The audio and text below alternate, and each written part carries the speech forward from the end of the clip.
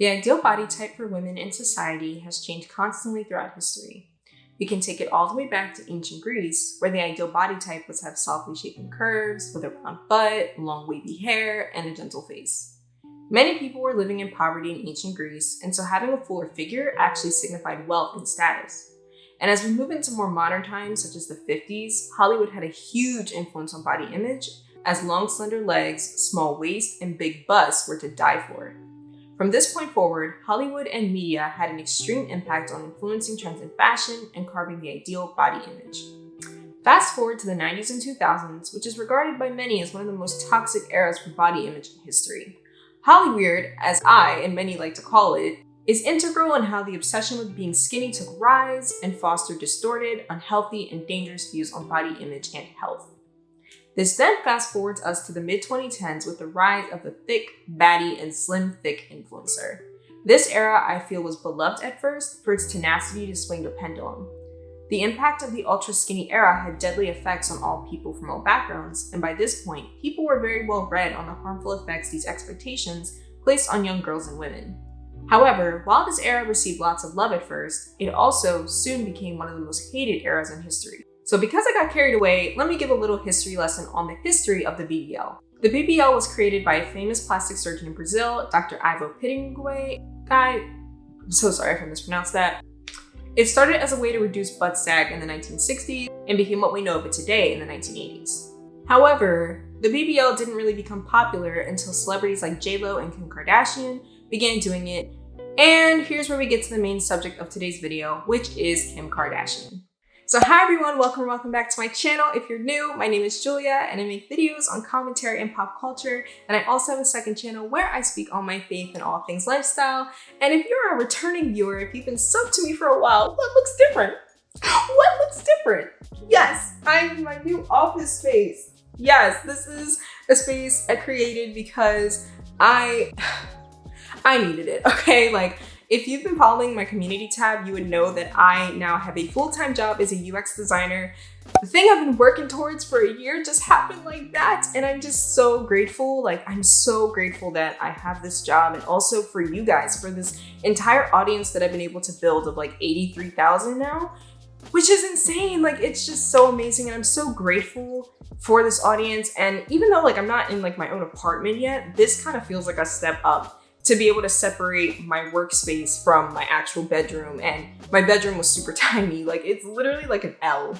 Like, that's literally it. And so now that that's like separated, I'm so grateful.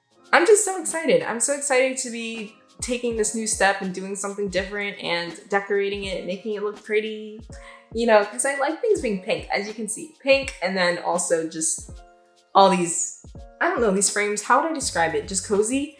I love coziness. Like, that's just me. That's my aesthetic. So I'm very grateful, and I'm gonna stop rambling and we're gonna talk about Kim Kardashian. Let's go. So to start this video, the Kardashians have had such a huge influence on pop culture and beauty standards since literally the late 2000s. So it's been almost 20 years of this. Y'all, the Kardashians have been in the public eye for nearly 20 years. It's been 15 years, but we're getting very close to 20, which is really insane. And yeah, we had their father, Robert Kardashian, in the whole OJ thing, but their actual influence now has been since 2007.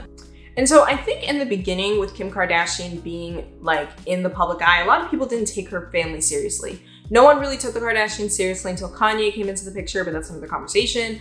But I think despite the fact that they weren't taken very seriously, I think a lot of people actually admired Kim and her family for the different beauty standards they brought to the forefront. So Kim Kardashian in particular was curvier. She was curvier, she had darker skin, she had dark hair. She wasn't your typical skinny, blonde hair, blue-eyed chick. Jeans, they actually fit me really well. It's hard for me to find jeans. When I see ad campaigns, especially, you know, jean ads, when you see girls that are so skinny, I cannot fit in half of those jeans. But you know what, I am who I am, and I love that I'm not skinny. I love my curves. I like to, you know, show off that you don't have to be stick skinny to be a model. There was a sector of the population, I think a sector of women, that really appreciated that about her. And also, you know, her family too, being on our screens, her family was different too. Kourtney had that look, had that different look. Khloe was taller and thicker, and a lot of people appreciated that about them. So I think in some sense, a lot of people appreciated Kim for kind of shifting the pendulum in terms of curviness in the public eye. But I think by the mid-2010s, Kim and her family, they really capitalized off of this crazily. So like I said in the pre-intro, I talked about the whole rise of the slim, thick, baddie influencer. And Kim Kardashian was pretty much the person who spearheaded that. And then Kylie kind of took her reins and became King Kylie and everything like that. And so I think that was huge for a lot of people, as we were finally seeing the death of the whole skinniness trend, and we were now embracing fuller, thicker bodies. But with that also came a rise in plastic surgery of BBLs. That really was a huge rise because we saw Fashion Nova, we saw like the really, slim, thick like type of look. And that became, I think, toxic for a lot of people because it perpetuated this whole notion that you had to look like this. And the Kardashians were not exempt in perpetuating that. In fact, they pushed it. They pushed it with the kind of clothes they wore. They were doing all kinds of campaigns like flat tummy tea and different things to say, hey, we got this way because of our diet, because of this, because of that, when a lot of this stuff was like really fake. And so a lot of people, again, were very upset, as well as with Photoshop. And I think what it did is it really messed with a lot of women and girls' self-esteem, because they were thinking that, oh, I can get like this if I just go work out like Kim or Chloe, or if I do this or that, when more people just wanted them to be honest about the fact that have they altered their body? Like, can they admit? Because people are looking side by side from how they entered the game to what they look like now, and it's completely different. And they say, oh, we've never had plastic surgery. Oh, we just edit our photos very minimally, the lighting, the this and the that. We don't do whole alters and stuff like that. And I think this kind of brings the question of why celebrities really tend to lie about the work they've had done. And I think it's crazy because plastic surgery is way more accepted now than it was in the 90s and in the 2000s. Like, it's a lot more widespread now. So much so that regular people, Z-list influencers and celebrities are getting plastic surgery, but these celebrities still insist on making it seem like they're natural. And I actually follow a couple accounts like Problematic Fame and I think IG Famous by Dana, where they don't shame these celebrities, but they just illustrate the fact that they look different. And I think if these celebrities were more honest about their image and how they look now, I think we wouldn't have so many people trying to go through dangerous means to get themselves to look like a Kim Kardashian, for example. A lot of people went through super dangerous means, everything and anything injected into their bottoms to have a butt that looked like Kim Kardashian's. And so, again, we saw Kim really capitalize off of this with doing magazine covers, like the whole the wine glass on her butt, like balancing that, like doing that whole photo shoot. We saw the kind of clothes she wore and how her hips and butt were just getting bigger and bigger. But this kind of brings us to today's day and age, where now Kim is looking a lot smaller. And a lot of people think that the Marilyn Monroe situation really sparked this. So back in around May, where the Met Gala was taking place, Kim Kardashian stated that she lost like 20 pounds in 2 weeks and that she was doing everything she could to fit into Marilyn's dress, which I think also comes into like another situation of why is it that people can't just respect these icons like clothing and their memorabilia. Like, a lot of these celebrities want to eat off of it and take what they can. And Kim Kardashian also got a lock of Marilyn's hair. And so she's basically trying to become Marilyn 2.0 and channel Marilyn Monroe. And that's a whole other conversation. It's a very deep conversation. But yes, like, she's basically trying to become like the next Marilyn. And a lot of people found that disrespectful. But the bigger issue was the fact that her body changed so much. She lost so much weight in such a crazy amount of time. And she just seemed to be getting thinner and thinner. A lot of people think that she was trying to compete with Ariana Grande. People think that she was trying to get Pete Davidson's attention and be more like what he would like, And I just think in general, I think with Kim's history, her body type, or the way that she's perpetuated herself in the media, is very interesting because her parents had very different views on how to view your body. And Kim actually said this herself in interviews, and she's spoken about how her dad taught her to have healthy body image, to love herself, to really cherish herself and value herself. Because it was around the time that Kris and Robert Kardashian Sr. were divorcing. And it was reported, that Kourtney really struggled with the divorce. Like, Kourtney was just so upset, so angry at her mother, whereas Kim was upset, but she wasn't really focusing on the divorce. She was focusing more on her body type. She said around 11 years old, she started gaining boobs and a butt and breasts and all these sorts of things. And she felt really insecure about her changing body. And it was her father that really instilled in her that she needs to love herself and value herself. It's really interesting. When I was entering high school, my dad wrote me this like 4 or 5 page letter about body confidence No, and he about, didn't. and about taking care of my body and about respecting my body and not letting a man treat me a certain Wow. way or take advantage of What? me. And I like had huge boobs when I was 11. I used to cry all the time, like, Aw. please don't grow, please don't grow. It was so, Courtney didn't. It was so embarrassing. They'd make fun of me. Courtney was so mean. She'd like tell everyone, Kim wears a bra, like Oh, at 11, no. and like, you know, try to embarrass me with everyone and the boys and stuff. So, you know, my dad was really sensitive to that and just wrote me this letter like, I know you're so uncomfortable now, but you know, you're going to love your body. And her mother, on the other hand, was kind of the one that was really pushing this whole need to be beautiful. Like, you need to be beautiful, or like you need to shave yourself, and you need to do this and do that to look appealing. And you know, Kris has her own set of, you know, whole issues with that. Her mother, so MJ, Mary Jo, I think, she also was someone that really influenced Kris to kind of like propped her up to be like this beautiful woman that could garner men and things like that. Kim really was taught, I think, 2 different things. Kim was really her mother's favorite child for so long. I guess now it's Kylie, but Kim was her mother's favorite for so long. So Kim really latched onto her mom, where Courtney seemed to latch more onto her dad. And so I think her mom had a bigger influence on how she saw herself. Kim, her mom, had a bigger influence on how she saw herself than maybe her dad did. So I just thought that was interesting when I was kind of looking into like her backstory.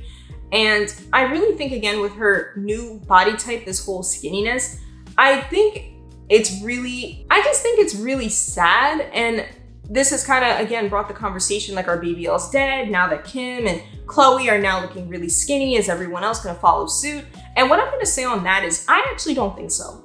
I don't think that this is going to change society to like, or pop culture or body image to such a huge extent.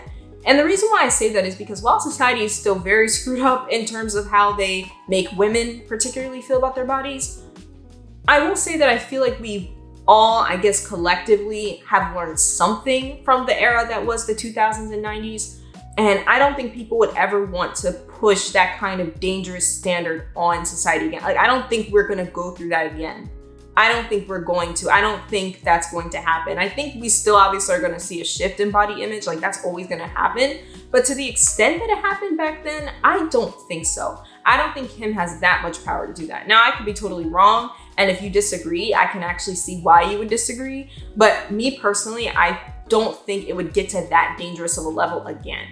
You know, that's just how I see it. However, I think what really frustrates me, and while I've kind of been looking at body image kind of more with like throughout history, like I've been almost looking at it through a historical lens, I think it's really, I guess, just so sad how Hollywood and the media and social media has had such a influence on this, and the fact that celebrities have perpetuated so many stereotypes and so many, you know, different images with body image. And I think it's just really sad because at the end of the day, these people they have so much more money. They have a whole different money. They're in a whole different tax bracket than the rest of us. They have connections and status and all this stuff that we'll never have. And so I think it's so sad that it's almost like I feel like society gives them so much power. We don't mean to, but it's just how it is. And I think that's really sad. I think when I think about body image, when I think about just our bodies in general, and as someone who's also had like, I had never had body image issues to a huge exorbitant amount, but I have had my own struggles, especially when I was in, I would say middle school, high school, a little college. You know, I felt like I was too skinny. And then I remember seeing a lot of, you know, people when discussing this topic, like, oh no, I don't want skinny to be the standard and everything like that. And I'm kind of like, well, then there's people like me who are naturally skinny. You can't really help it, you know?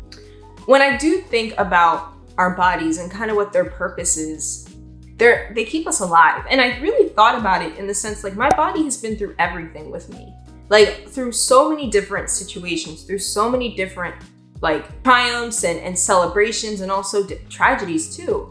And I just think how amazing it is that our bodies keep us beating, like our heart is beating through our chest, keeping us alive. how amazing and how beautiful that is. And there is a thing called body memory. And I remember having a conversation with my psychology professor, Dr. Metzger. If you're watching this video, I hope you remember this conversation we had about body memory and how our body actually like remembers different things we've gone through. And so when you're having like visceral reactions to certain memories, it's because your body kind of holds that in. And I'm thinking about how like, even through all of that, our bodies still keep us kicking and alive. And I feel like as long as you're focusing on trying to be as healthy as you can, not only like for your family or for people around you, but for yourself, I feel like that's the most important thing. You know, everyone comes in all different shapes and sizes, and you were born with a specific body type for a reason, whether you're born skinny or whether you're thicker. And I just think it's so sad that society makes us feel like we have to fit a certain mold and aesthetic, when literally that would require having to change your bone structure, having to go through tons of surgery to look different. And again, if you want to have plastic surgery, like that's your prerogative. I'm not going to sit here and knock anyone for what they choose to do. It's not something I would do, but I'm not going to knock anyone. Like, do what you want to do. It's your money, it's your time, it's everything, you know, like it's not none of my business. However, I do think that there should be that acceptance. I think at the end of the day, you're not going to like your body all the time. You're not going to wake up every single day and love your body. You might have like a streak, maybe months where you love your body, you love the way it looks. And then you might have days where you're like, ugh. And sometimes it's not even because of your body. Maybe you're just tired, or maybe you're just going through something. And so things just look different. Like everything looks different in your eyes. And so I feel like what we really should do as a society is that you don't need to love your body every day, but you do need to accept it for what it is. You do need to accept it, and you do need to cherish it. At the end of the day, I think our health is the most important thing. You know, that's something I've really been learning this year, is the power and the importance of good health, being cognizant of what you're doing with your body and how you're taking care of it, and just try to be your best self. You know, I think that's the most broadest way I can put it, is really just appreciating your body for what it takes you through, even though you don't have to like it every day. But I like to see that, you know, we have our spirit, we have our soul, and then our body's our house. Appreciate the house you live in. You know, and I know that's not always easy for people, and that takes a long time, and that's a journey for many. And I think it's a journey that continues to grow. But I think at the end of the day, the fact that my heart is beating, the fact that my body takes me from point A to point B, the fact that it deals with me when I'm clumsy and I spill maybe something hot on myself by accident, or I do what my body like takes good care of me, you know, I think it's a blessing. And, you know, Thanksgiving just passed at the time of me filming this, and it's just really having me think about how much I appreciate it. And what I really hope in society, I don't know if we'll ever get to this point, but my hope is that we can get to a point where we all just accept each other's flaws and I think we're always going to have body image and body standards and things like that. But what I really hope, especially for a lot of young women, that we just learn to not have our self-esteem or how we feel about our bodies to be contingent on what celebrities do and what celebrities think is, you know, looks good. Like at the end of the day, dress for yourself, dress for how your body looks, you know what I'm saying? Like learn what clothes look good on your body, and yeah, just do your best, try your best to accept your body for what it is. That was kind of my spiel on this whole like Kim Kardashian, like body image thing. I think again, like, I don't think she has as much power to shift the pendulum again, but if she happens to do so, I just think we need to remember to really focus on ourselves and love ourselves, and really have our own image of what we think is beautiful and what we deem is beautiful for ourselves. So yeah, I hope you guys enjoyed this video. It was kind of rambly because I didn't really write down a script. I kind of wanted to just turn on the camera and talk. And so I really hope you guys appreciated this video. I hope you learned something. I hope you guys have a great rest of your day, and I'll see y'all in the next one. Bye.